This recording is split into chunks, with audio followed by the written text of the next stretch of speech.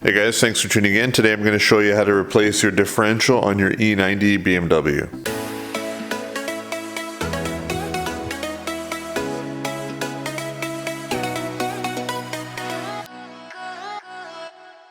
For anyone that's been following my channel, you'll know that I've been working on an LSD conversion, and that's what we're installing on the car.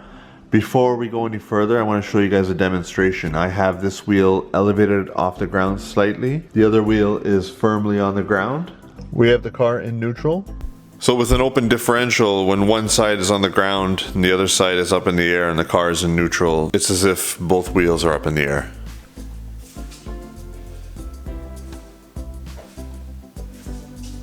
Spins like nothing, as you'd expect for an open diff. So I wanted to show you guys that as a before. I'm going to get the car up in the air now, and we're going to go after the differential, and once we put the new one in, I'll show you the difference.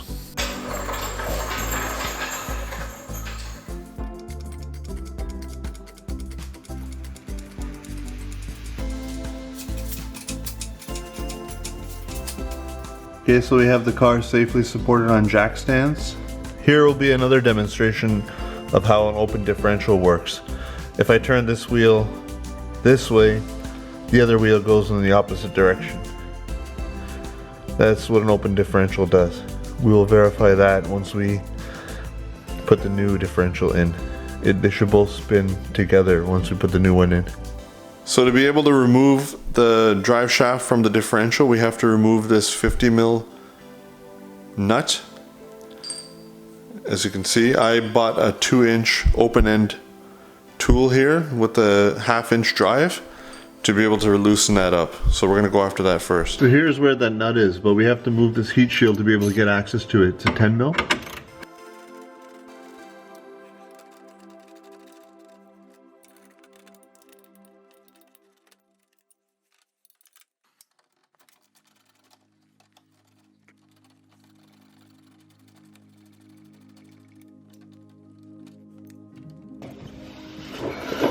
So you have to bend this shield out of the way slightly to be able to get your tool on there. I have a long 1/2-inch breaker bar. So you want your car to be in park, your e-brakes not to be on. So your wheel should be able to spin freely, but your drive shaft should be locked by the transmission to be able to remove this.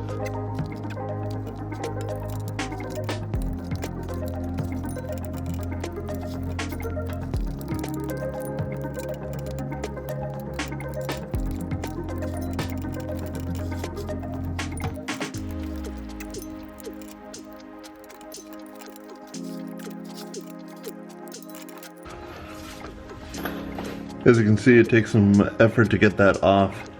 The reason it doesn't just come loose is there's Loctite built onto that nut. So you kind of got to fight the Loctite the whole way out. It's getting a little easier, but not much.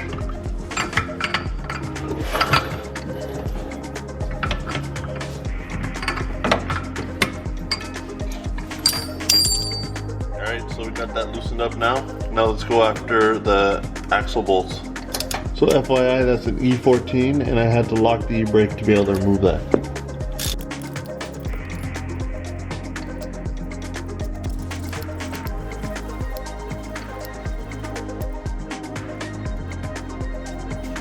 So you get the idea. I'm gonna remove all the axle bolts, and then I'll come back when I'm going after the differential carrier bolts.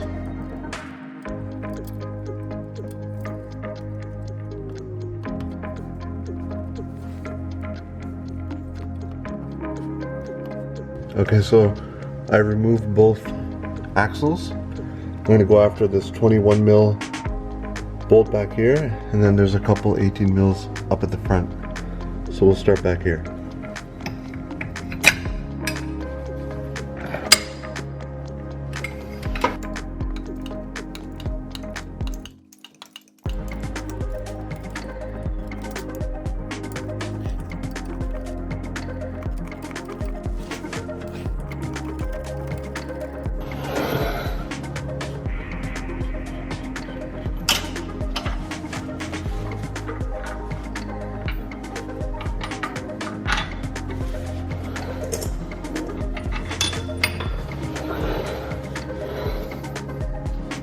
Now I've placed an 18 wrench on this side, going after these bolts here.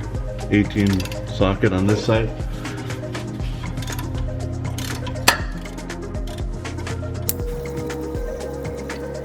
There's another one here. Let's see if we have to hold it or not. I can't really get in there.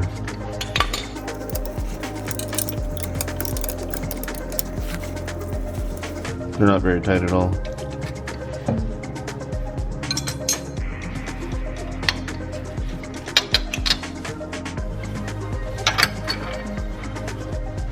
They actually just hold, those bolts are just holding down the exhaust hangers.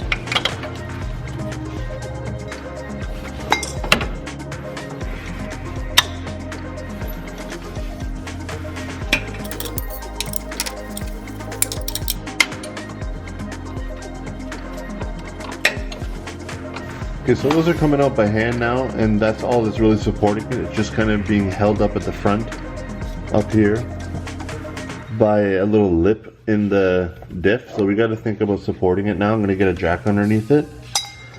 It shouldn't be too far in my way, just so that I can have the weight supported while I take those out.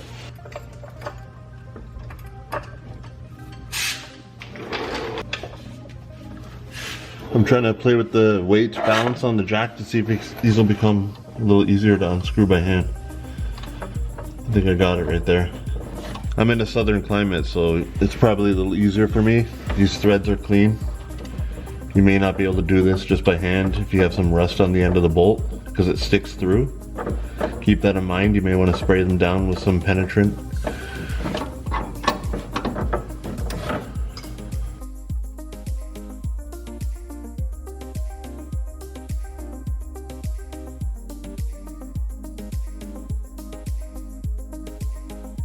Alright, so the bolts are out now. I'm going to try seeing what happens when I lower this. I think it's going to be caught up.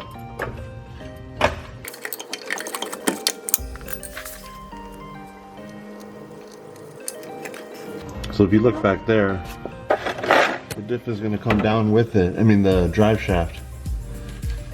So I'm going to try to pull this way. Yeah, you can see the drive shaft is clearly separated. Looking in there, you can see that it's clearly separated, so we're good there. Let's just continue to lower this down. And just stay out of its way. If it's gonna fall, it's gonna fall. You may not be able to keep it perfectly balanced on your jack. So I'm not sure this is the smartest method, but you don't have very much room there to be able to pull away. So what I found is you can slide this axle up and out of the way and allow this thing to kind of rotate down on an angle. Kind of rotate this way as it's coming down, and it may be able to pull away from those splines if I do that. So I'm going to try that, going really, really slowly.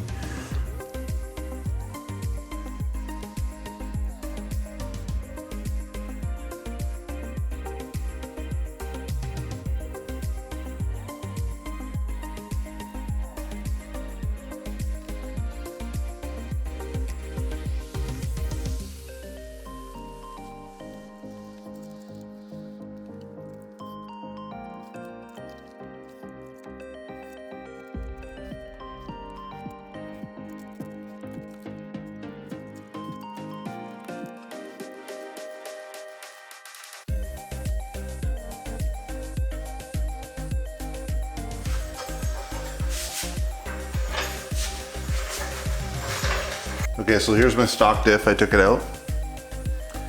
So when you rotate one side, the other side moves with it, unless there's the slightest bit of resistance on it. Even just holding it with one finger here, I can overcome it. You can hear the spider gears working internally.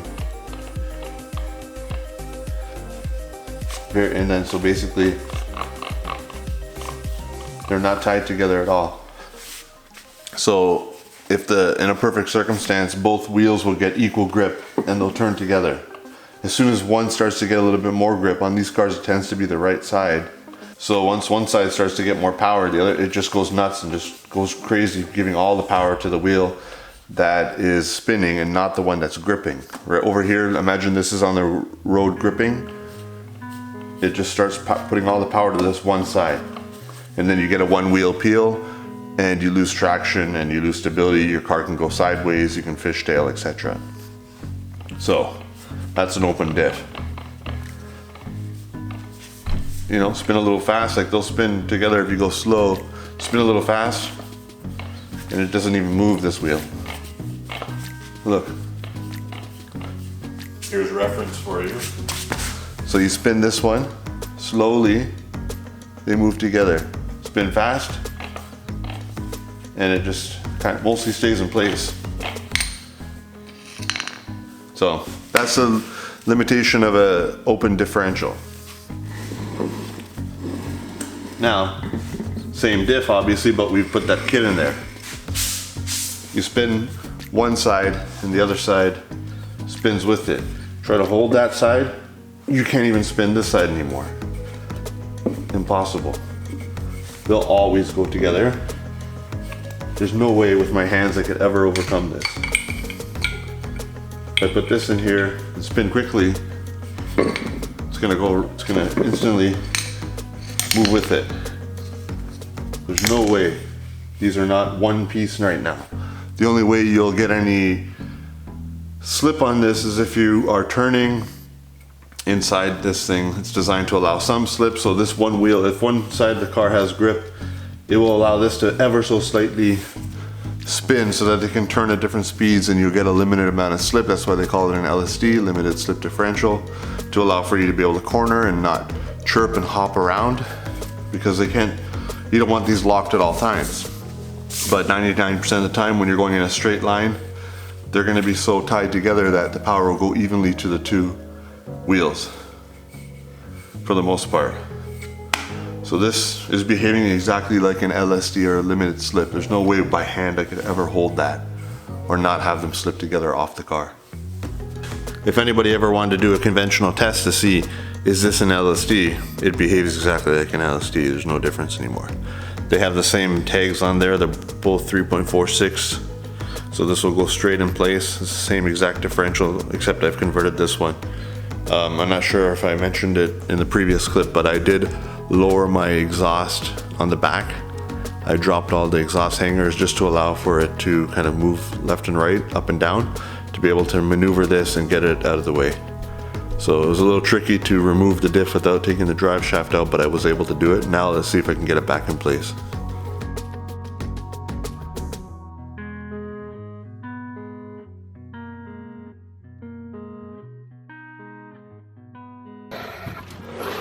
So I have the diff roughly in position.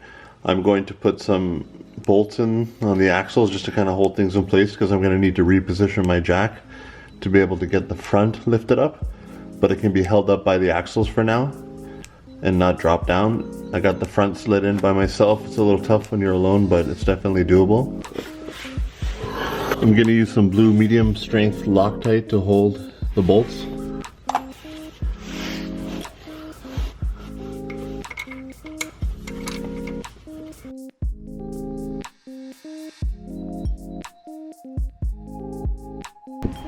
Alright, so I managed to get that bolt in. I have the front bolts tightened down. We're going to go after the differential nut now.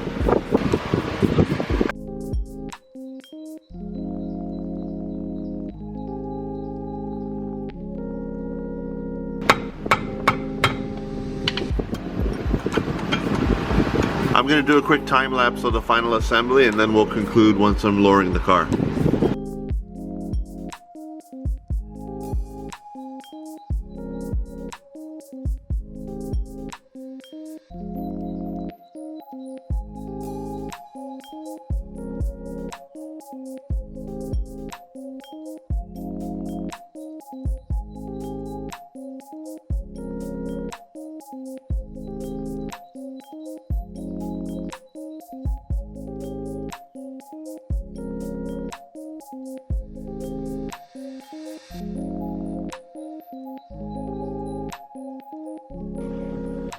Alright, we're all buttoned up under here, everything's looking clean and proper.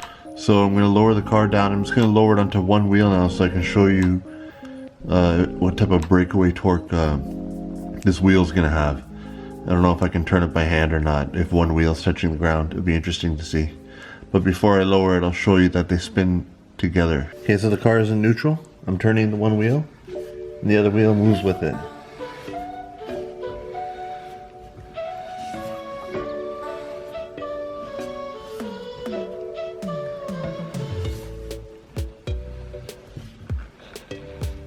Just like an LSD should.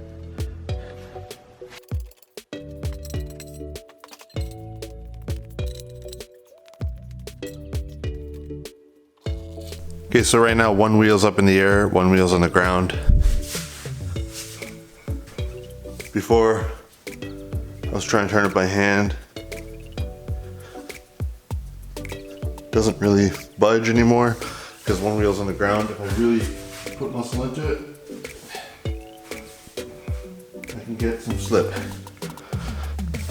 But that's how it's supposed to be. That's how they're designed. A limited amount of slip so that you can actually go around corners and whatnot and have it feel smooth and maintain its daily drivability. But once you get it bound up, you can't turn it easily like you would normally with an open differential. Alright, so I just took the car for a drive. It felt nice and smooth. You know, no real sacrifice in terms of daily drivability. As promised, I'm going to be doing another video following up on how this thing performs, a little bit of demonstration, as well as I'm going to the track to see if my 60-foot times improved and my quarter-mile times.